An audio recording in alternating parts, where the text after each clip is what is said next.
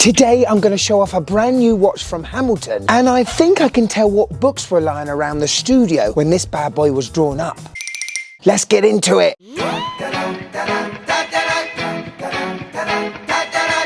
Yes, and welcome to the Mad Watch Collector Show. Now, when I think of Hamilton, this comes straight to my brain. Khaki.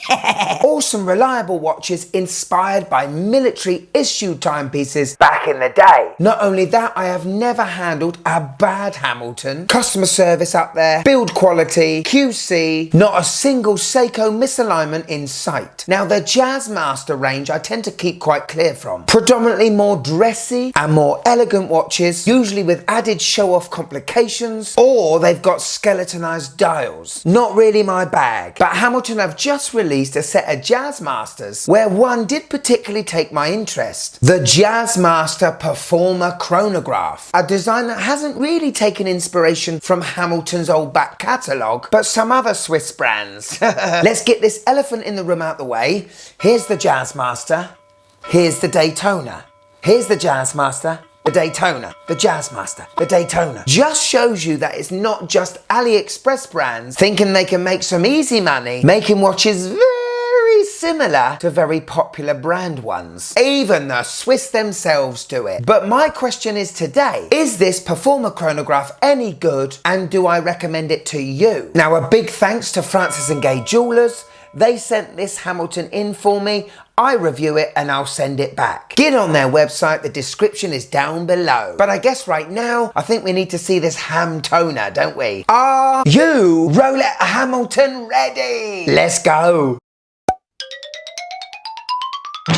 So here it is, the H36606130. Only to his friends and family. But woof! This thing is an absolute beast. Not only bigger wrists, I think I'm going to need bigger hands just to hold the darn thing. But what an amazing, masculine sculpted watch this is. Forged out of stainless steel, and together with the bracelet, this is well over 200 grams. Now, probably to you and me, when we think of Hamilton, it's well-built watches at a decent, affordable price. Well, not this one. This is over £2,000. However, just handling this for 10-20 seconds, you honestly feel that price. It's a very monochromatic looking watch, isn't it? Like the Daytona. The big features on this for me are the ringed subdials. Like the Daytona. The black stainless steel tachymeter bezel. Like the Daytona. And those chronograph pushers on the right hand side. Like the Daytona. No, that's actually Hamilton. Sometimes Hamilton watch parts makes me think of old 50s cars. Big rounded chassis, you know? This watch is very thick, but they've done quite a good job at sculpting this case at the back, wedging it in from the sides, so when it's on your wrist, it might not look thick. Yeah, right. So first impressions, I think this is an absolutely beautifully made watch and could be well worth the price. Quick spec check! This is a very important section because possibly, especially for me, these measurements are going to make it absolutely impossible for me to wear. So we've got a 42mm diameter. That's probably the best measurement of the bunch. So I gave you the good, now for the ugly. It's got a thickness of over 15mm, lug to lug of just over 51, and a 22mm lug width.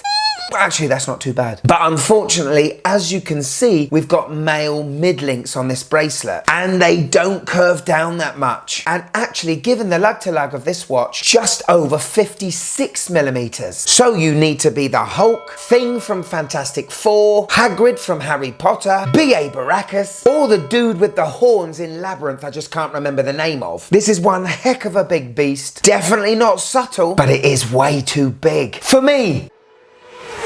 So we got a screw down crown at 3 o'clock and a screw down case back, which gives this watch 100 meters of water resistance. That's a really good number, something they need to think about in their khaki mechanicals that only have 50 meters of water resistance, which is mad. We've got sapphire glass protecting the dial, as well as sapphire on the exhibition case back. Anyway, onto that case back. Oh, for the love of...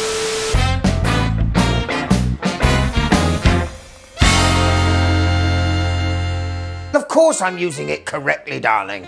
It doesn't matter how much I apply of the cream, it still flares up. and welcome to another episode of the Design House, where today, we take a look at a Valjoux. Yes, it's Hamilton. Let's have a deep, deep dive, shall we? Oh my giddy aunt, my beating heart. The mechanical movement through a window of opportunity with cogs and wheels and escapements and everything else. It's the Valjoux 7753, aka the H31. Look how deep the layers of mechanics go into that case. No wonder why it's so thick. It's a chubby monkey, isn't it? Sapphire window. Water resistant to 10 bar. Very comforting. Hamilton's signature rotor and a Hamilton H on the bridge plate. Snazzy. This is truly an absolute exquisite mechanical work of art. And it almost makes me forget about my rash. I mean, the thoughts in my head. I'll see you next time for another episode of the Design House. Cut. Ooh. Darling, we've got another flare up. The cream, quick! Could you just click that like button, please? It really helps the channel. Thank you. The bracelet is very well made, brushed stainless steel all round, solid end links and links. It is push pins and at over £2,000 it's a little bit We have a double deployant butterfly clasp. There aren't micro adjusts, but we do have half links. Fingers crossed this one fits. Okay, let's look at the face. Dial time. The dial to your eyes is black at first, but if you look a little deeper, it's actually got this grainy sunburst look to it. Applied silver markers going around the dial, and we've got this 3 sub-dial formation, 30-minute counter at 3, a 12-hour counter at 6, and your running seconds at 9. I do like that radial finish inside the sub-dials. Just above the printed Hamilton, we got an applied Hamilton H. What we also have, unfortunately, for me anyway, is a date window, nestled in between the 4 and the 5 marker. Ruined it! The Daytona doesn't have a date window. Didn't that tell you something, Hamilton? But overall, a really nice looking dial, and you can tell this isn't one of your bargain basement watches. So we've got lume on the indices and lume on the handset. Let's see how this thing glows.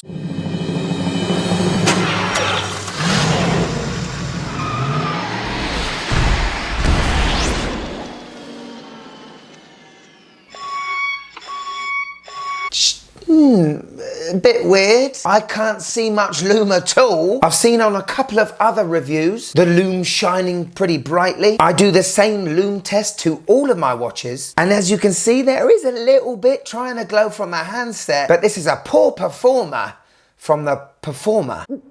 Right, the reason why this watch is so darn thick is because it has a mechanical chronograph movement inside. Not any old one. Hamilton's H31, which is basically a Valjoux 7753. It has 28,800 beats per hour with a 60-hour power reserve and gains or loses up to 15 seconds per day. It has a Nivacron balance spring, which is fantastic for not only anti-magnetism, but for not putting too much wear on the movement. But the weird thing about the Valjoux 7753 is you cannot operate that date window using the crown.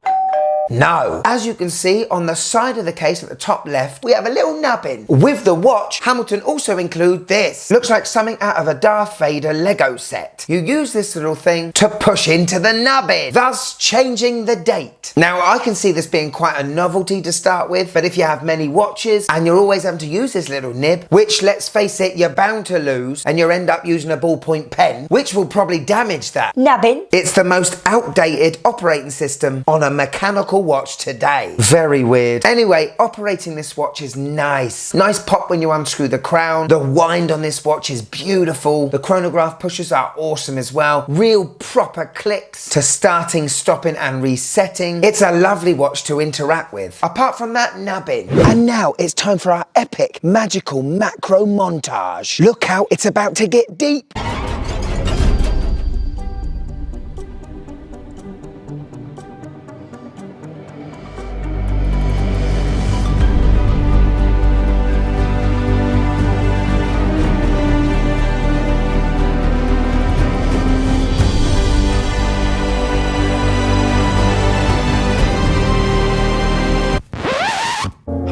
On my 6.5-inch wrist, and this watch looks like Well, it looks like I'm wearing my dad's watch and I'm 12 again. Can I borrow your watch, Dad? No.